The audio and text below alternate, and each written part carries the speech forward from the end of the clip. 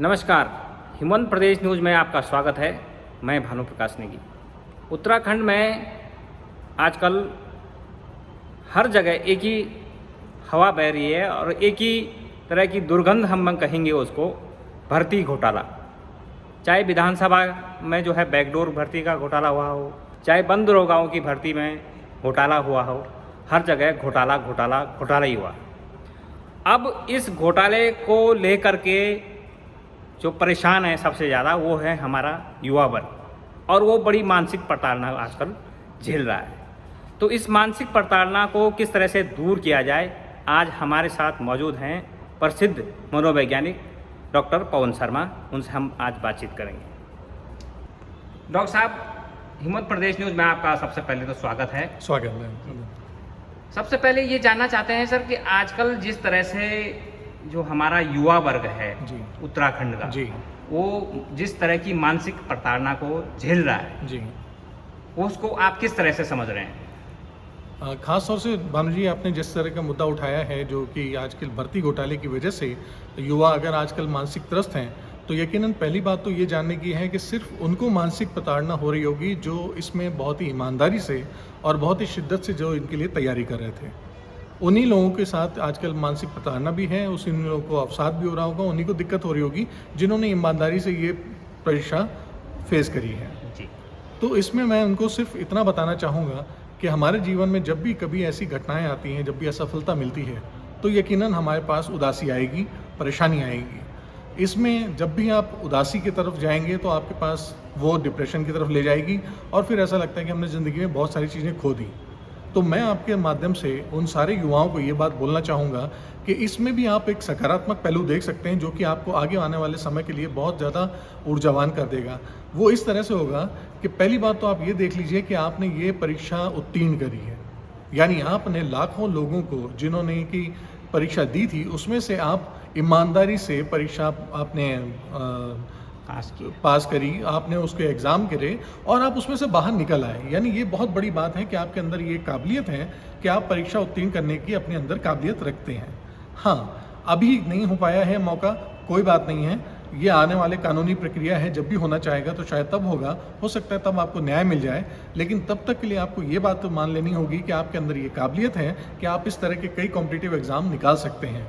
तो जब तक ये न्याय आपको प्रक्रिया नहीं मिल पा रही है, जब तक ये प्रोसेस चल रहा है, तब तक मैं आपको ये कहना चाहूँगा कि अपनी उस ताकत को पहचानें, अपनी उस काबिलियत को पहचानें और बाकी दूसरे जो भी प्रतियोगी परीक्षाएं हैं उनके लिए अपना ध्यान करें और उनको निकालना शुरू करें, क्योंकि अब आपको ये चीज़ बहुत अच्छी मिल गई है कि जो आपको सबूत के रूप में दे रही है कि आपके अंदर वो काबिलियत है कि आप ऐसे प्रतियोगी परीक्षाएं उत्तीर्ण करने का मादा रखते हैं।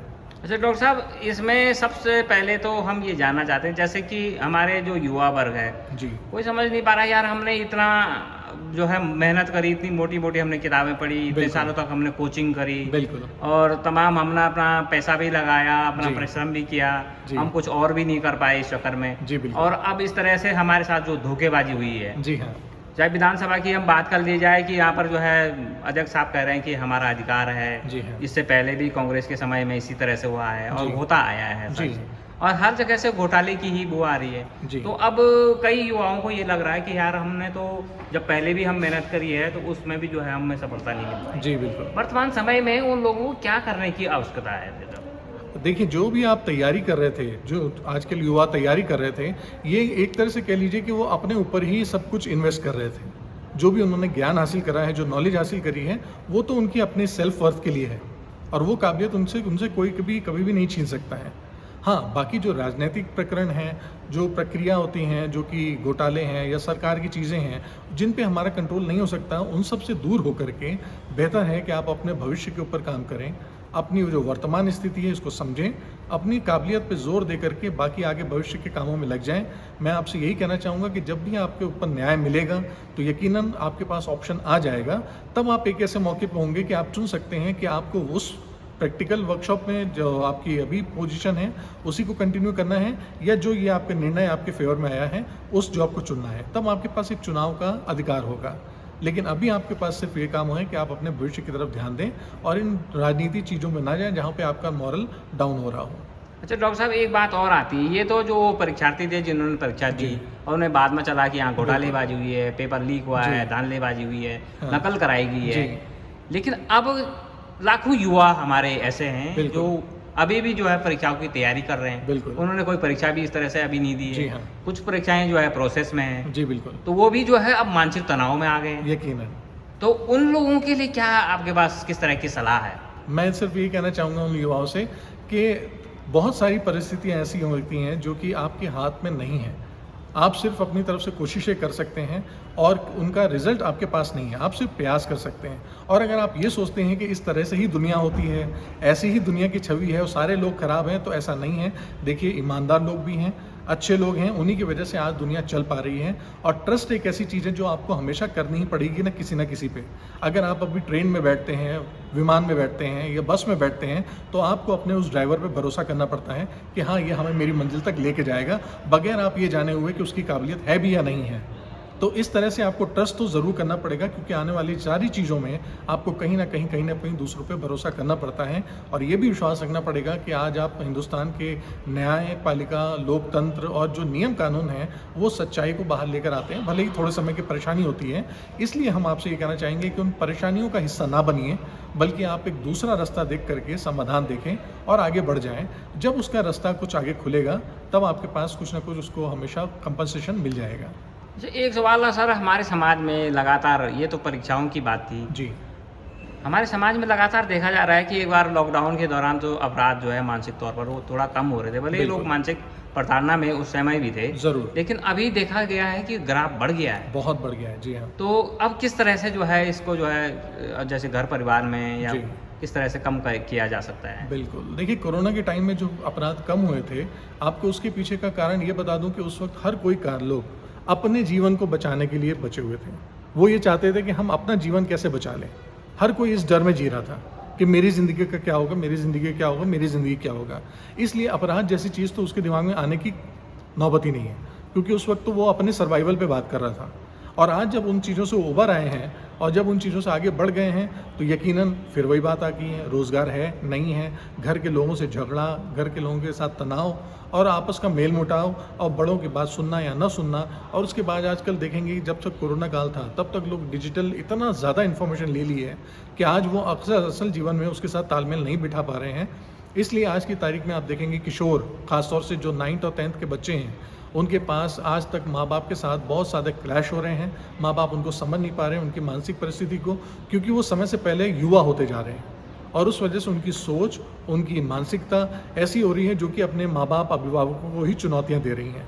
तो मैं आपसे यही कहना चाहूँगा कि अब जब ये मौसम आ गया है, जब अब मौका खुल गया है, तो बेहतर है कि संवाद की स्थिति में लाई जाए, बात करें, ताकि अपराध को जैसे कम चीज़ें कर पाएँ। क्योंकि जब भी आप देखेंगे कोई भी अपराध करता है, हमेशा उसके साथ प्रॉब्लम ये होती है कि उसको लोग समझ नहीं पा रहे हैं, उसको अपनी बातें कहने का मंच नहीं मिल पा रहा है। अगर वो अपनी बात किसी से कह पाता है या अपनी भड़ास कहीं से निकाल पाता है, तो आप देखेंगे उसकी आपराधिक प्रवृत्ति कम हो जाएगी। इसी तरह से मैं आपके माध्यम से अभिभावकों को भी बोलना चाहूँगा कि अभिभावक अपने बच्चों के साथ बैठ करके क्वालिटी टाइम दें और उनके साथ शब्दों में बात करें, बजाय कि डिजिटली। अगर आप शब्दों में बात करेंगे तो आपको पता चलेगा आपके बच्चे कौन सी परेशानियों से जूझ रहे हैं और संभावित परिणाम वो आपसे जान पाएंगे। बेहतर होगा कि वो समाधान आपसे मिले, ना कि कहीं बाहरी तत्वों से, क्योंकि जो बाहरी तत्वों से मिलेगा वो यकीनन हानिकारक होगा या लाभदायक होगा। ये बच्चे इतना जल्दी असरकारक नहीं पहचान पाते हैं और वो कहीं ना कहीं गलत हरकतों में लिप्त हो जाते हैं। सर, एक बात फिर से मैं भर्ती घोटाले परीक्षा या मतलब जो जिस तरह से बैकडोर की जी बिल्कुल, भर्तियाँ हुई है उस पर आना चाहूँगा ज़रूर। कि जैसे कि राजनेता कह रहे हैं कि ये हमारा अधिकार है और हम इसको कर सकते हैं। जी चलो ठीक है, वो बात तक ठीक है, वह अधिकार है, बिल्कुल। लेकिन उसमें अपने लोग और अपने जो है जो जिनका जो है पहुंच है, जिनकी पैंट वहाँ तक हो पा रही जी है, हाँ। जो अपनी जो है वहाँ पर पैंट लगा पा रहे हैं, बिल्कुल। वो वहाँ पर व्यस्त हो जाए। जी तो क्या मतलब आपको लगता है कि ये राजनेता भी जो है मानसिक जो बीमारी है उससे ग्रसित है? देखिए सर, ये व्यक्तिगत बात होती है, क्योंकि जब भी हम पद के साथ अपने आप को योग्य जब मानते हैं, अपनी पहचान मानते हैं, तो हम हमेशा उस पद के साथ इंसाफ़ी करते हैं। लेकिन जहाँ पद के पे हम व्यक्तिगत चीज़ हावी पड़ जाती है, हम अपने जो निजी हित हैं उन पे काम करना शुरू कर देते हैं। तब हम देखते हैं कि हमारा क्या, मेरा क्या, मेरा क्या, मेरा क्या। तो वो मेरा जब बड़ा हो जाता है तो हम अपने परिवार, अपने दोस्त, अपने मित्र, अपने संबंधी उनको लाभ पहुंचाना शुरू कर देते हैं और वहीं पे हमारा देश हित या राज्य हित या समाज हित कहीं ना कहीं कम हो जाता है। इसलिए अगर हमारी पहचान उस वक्त एक जिम्मेदार पदधारी के रूप में होगी कि हम एक पदाधिकारी हैं, हम एक राजनेता हैं या हम एक अधिकारी हैं, तो यकीनन इस तरह के कभी भी कदम हम नहीं उठा पाएंगे क्योंकि हम उस नियम, उन संविधान का पालन कर रहे होंगे। ये सिर्फ इस वजह से हो जाता है क्योंकि हम अपनी पहचान, जो कि हमारी एक संवैधानिक और एक राज्य के नागरिक होने के लिए है, वहाँ कम होकर के हम निजी हित पे थोड़ा सा ज़्यादा ध्यान देते हैं। इसलिए हमारी मानसिकता डावाडोल होती है। इसमें आप किसी भी एक वर्ग के ऊपर उंगली नहीं उठा सकते हैं। ये आम इंसान की मानसिकता होती है, सोच होती है कि उस वक्त कौन सी पहचान उसके ऊपर हावी हो जाएगी, और जैसे ही वो हावी होती हैं वो तुरंत घोटाला करना शुरू कर देगा। देश हित को छोटा सोच करके पहले वो अपना निजी हित को ज़्यादा महत्वपूर्ण मानेगा। अच्छा डॉक्टर साहब, अंत में हम आपसे ये जानना चाहेंगे कि जिस तरह से अब हमारे जो युवा वर्ग है वो जी मानसिक तनाव में है, जी उससे पहले भी हम बात इस विषय पे कर चुके हैं। बिल्कुल। मतलब एक ऐसी गोली जो आपकी तरफ से जाए ज़रूर। और उनका जो है ये मन मस्तिष्क फिर से फ्रेश हो जाए। ज़रूर, मैं यही कहना चाहूँगा। आपने बहुत अच्छी बात बोली, गोली, यानी उस पर असर करने वाली बात है। तो मैं आपको बता देता हूँ कि युवा के साथ सबसे ज़्यादा चुनौती ये आती है कि जो भी वो प्रोग्राम कर रहे हैं, यानी जो भी वो कंपटीशन का एग्ज़ाम दे रहे हैं या जिस पद के लिए भी आवेदन कर रहे हैं, उनके साथ सबसे बड़ी जूझती होती है कि उनकी अपनी सेल्फ इमेज, यानी स्वयं की छवि उस अधिकारी के रूप में ना देख पाना। इसलिए कई बार वो अपने गोल को अचीव नहीं कर पाते हैं। तो मैं आपके माध्यम से ये कहना चाहूँगा कि जितने भी हमारे युवा हैं, कोई कॉम्पिटिटिव एग्ज़ाम का काम कर रहे हैं, कोई प्रतियोगिता परीक्षा दे रहे हैं, किसी बड़े पद के लिए तैयारी कर रहे हैं, इंटरव्यू के लिए तैयारी कर रहे हैं, तो वो सबसे पहले तो अपनी आत्म छवि पे काम करें। अगर वो आत्म छवि अपने आप को उस पदाधिकारी, उस रोल के रूप में देख सकते हैं, तो यकीनन आपके अंदर वो कैरेक्टरिस्टिक, वो बिहेवियर, वो आइडेंटिटी मैच हो जाएगी और बढ़ेगी, जिसकी वजह से आप वो पद को ज़्यादा दूर नहीं रह पाएगा आपका, और आप वो तुरंत काबिलियत लेकर के हासिल कर लेंगे। आपकी सबसे ज़्यादा समस्या वहाँ आती है जब आप खुद के साथ पहचान नहीं कर पाते हैं, जब आपको वो पद आपके लगता है कहीं दूर।